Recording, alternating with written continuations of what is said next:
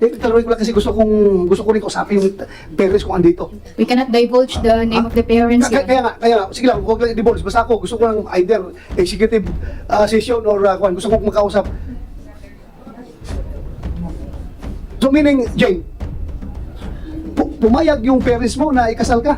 Okay, musugot na ka na mag-among mga parents tungod kay mamay among balaod ni Senior Aguila kaya makasakamis langit. Oo, kasi yun daw ang laws to be able to go to heaven, Your Honor. Itetestigo sa atin ng mga bata. The children are also accompanied by social workers and they have parental consent to appear before this committee, Mr. Chair. Mr. Chair, if the council may be allowed to enter her appearance. Yeah, go ahead, you have the floor. Good morning, Your Honors. Good morning, Honorable Chair. I am Attorney Ruth Restauro from the Center for Initiatives on Developmental Law. I am the Yeah, counsel but- of the... I will just cut you off for a while, ha? I would like to make this clear. Sandali lang. Before we perform questions directed to our minor participants in this Senate inquiry, I would like to make it on record that this committee is dedicated to safeguarding the best interests and rights of our children throughout these proceedings. In collaboration with my esteemed co-chair, Senator Rizal Tiberos, we have adhered to the guidelines outlined by the Department of Social Welfare and Development concerning the involvement of children in inquiries and hearings. It is of utmost importance to us that every aspect of this inquiry prioritizes the well-being and welfare of the minors involved. Please, thank you. Please continue. Thank you, Your Honor. I am Attorney Ruth Restauro from the Center for Initiatives on Developmental Law. I am here as counsel of the 3 minor children. Thank you. Salamat kaayo, Attorney Ruth. Salamat kaayo, Mr. Chair. Gusto ko munang tawagin si Elias Jane. Jane, ikaw ay 16 years old, tama ba? 15 pa lang po ako. 15 lang. 15 years old ka, Jane. Okay. At ikaw ba ay may asawa na? Oo po. Ilang taon ka lang nung nagkaroon ka ng asawa? 14 at yung asawa 18. 14 years old ka lang nung nagkaroon ka ng asawa. Oo. At ngayon ikaw ay 15 years old na. Oo. Ilang taon naman yung asawa mo? 18. 18 siya ngayon. 19 ngayon, yung 19 Paris na ngayon. 19. So nung ipakasal kayo, 18 siya. Ngayon 19 siya. Kailan kayo ikinasal? Yes, Mr. Chair. Yung kinasal siya, yung lalaki is 18. Apo. 18 ha? Ikaw? 15. Ha? 15 siya noon, Mr. Chair. Please continue. Apo. Tapos ngayon, si Elias Jane ay 15 ka ngayon, tama ba? So 14 ka nung ipinakasal. Okay po. Kailan ka ikinasal, Jane? At ayun, so ikinasal ka last year at 14 years old ka noon, last year. Yung asawa mo ba ay nobyo mo muna? Hindi ko po siya kilala. Hindi mo kilala. So, paano siya yung naging asawa mo? Pinili ba siya para sa'yo? Oo, ni Senior Aguila. Sino ang pumili ng asawa mo para sa'yo? Si Senior Aguila. Si Senyor Aguila. Ngayon, Jane, ang sabi ni Senyor Aguila at ni Mr. Mamerto Galanida sa kanilang mga interviews, wala naman daw child marriage sa kapihan. Pwede pong i-translate sa amin. At of course, paki-translate ang tanong ko, ang pangutanang ko, Attorney Ruth. Niingon ko no si Mamerto Galanida nga dili ni walay child marriage sa kapihan. Meron, Madam Chair.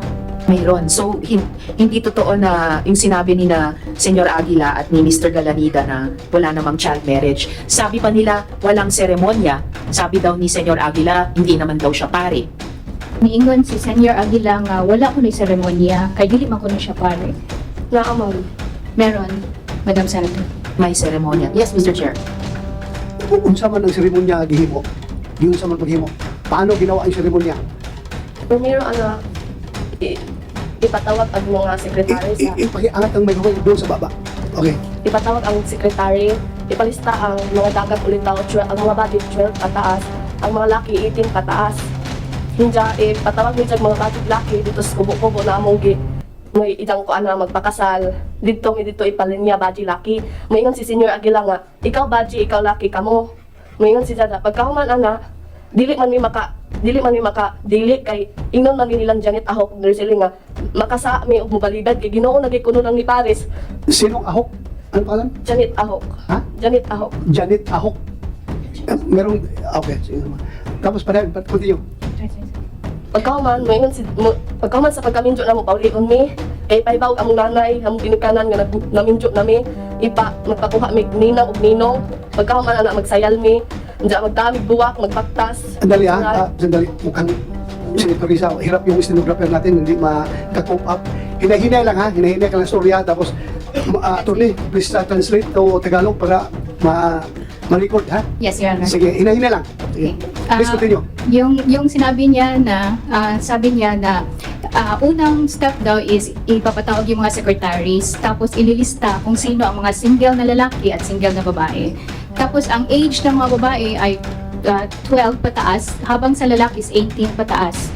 Tapos si Senyor Aguila, ang Magpares. magpapares, sabi, ikaw, paired ka nitong isa. So, hindi daw sila pwedeng humindi dahil Diyos naman daw kasi ang nagsasabi na yun yung pares nila. And then Jane, pagkatapos ng kasal, ano yung susunod na nangyari?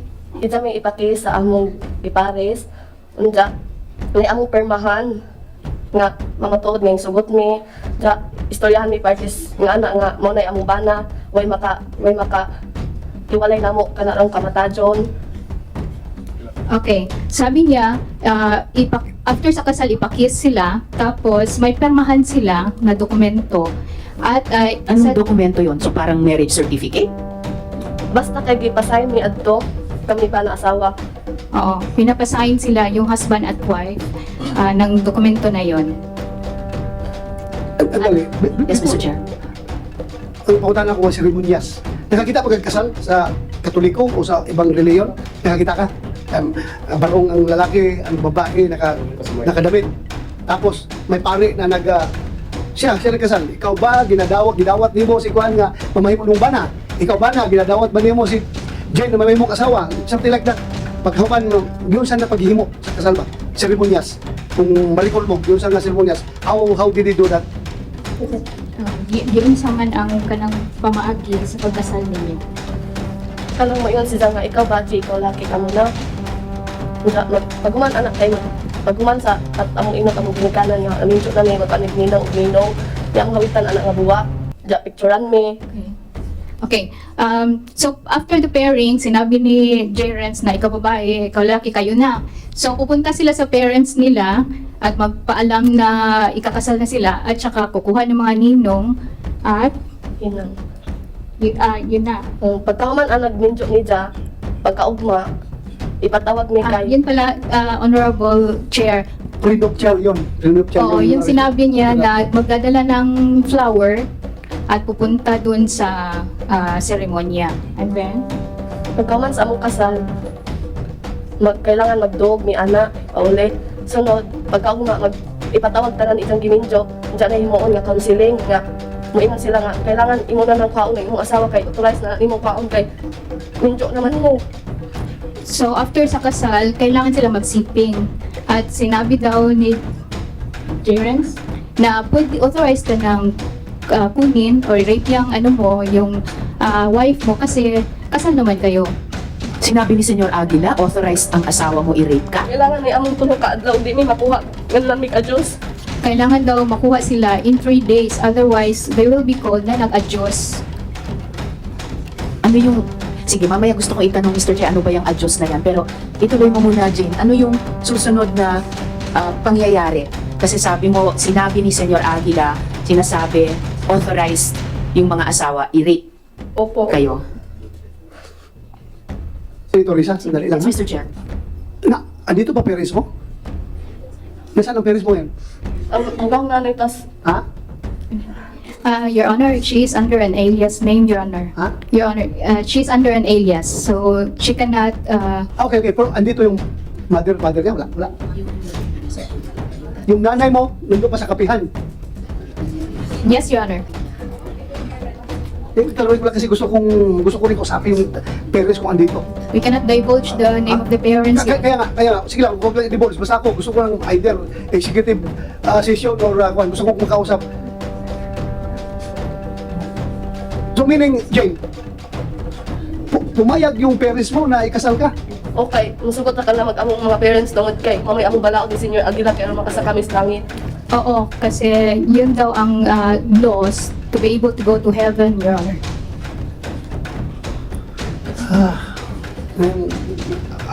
Parents mo, pumayag, ikasal ka. 14 years old. Pumayag siya. 14 years old ka, nung kinasal ka, di ba? Anong klaseng parents yun? Bahagi po yun, Mr. Chair, ng mga iniuutos ni Senyor Aguila. Please continue, Senator Risa. Salamat kaayo, Mr. Chair. So, ano yung sumunod na nangyari, Jane? Pagkatapos ng seremonya, pagkatapos ng sinabihan kayo ni Senyor Aguila na authorized kayong i-rape ng mga asawa nyo? Unsay nahitabo pagkahuman gingon ni Senyor Aguila nga authorized na ang inyong mga bana nga i-rape mo. Unsay nahitabo human? Ano, gipauli naman mi adto pagkaman nila counseling. Pinauwi sila after the counseling, Your Honor. Tapos ganun yung laman ng counseling, yung ganung klaseng authorization. Tapos Jane, maliban dun sa asawa mo, meron pang ibang tao na nagtangkang makipagtalik sa'yo o nagparating na gustong makipagtalik sa'yo. Oo, Sino yung taong yun? Senior Aguila. Tapos, Yes, Mr. Chair. nakapagtali kayo? Ha? Iyak ko yung sugon. Wala, hindi nangyari. Hindi siya pumayag, Your Honor. Hindi ka pumayag. Mabuti hindi ka pinilit. Sige ko ingon na dyan nga. Sige, Ha? sugot na diha kay biskay ingon na ng kuhan kay Ginoo na nang ingon nimo jadi paghapon ka pero di mo gajud ko.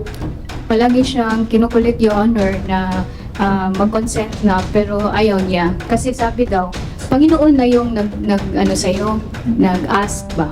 Oo. Sige. Salamat kayo, Mr. Chair. Kanina, Jane, binanggit mo yung adyos. No? Ano ba yung adyos na yan? May parusa ba kapag ayaw makipagtalik yung mga ipinakakasal? Pabaliin na ni Senior Aguila nga makasaki ang anak na dili ko mahilabot sa among bana no dress na munta na kay medyo namin. So sinasabi na nagkakasala sila pag hindi sila pumayag na isex ng kanilang mga husbands, Your Honor. Yun na yung adyos? Oo. Ano yung epekto kapag sinabing ang ginawa mo ay adyos? Anong mangyayari sa'yo? Kasi may tabo ko, ingnon mo nga, nag-adjust ka. Kanang matawag og adjust nang magdikirikat kay imong bana di ka magpahilabot. Oo. Unay adjust amo. Kung gingnan ka nga, nag-adjust ka, unsa may tabuan na nimo. Kanang istoryahon mi, ingnon mi nga ipasabot mi na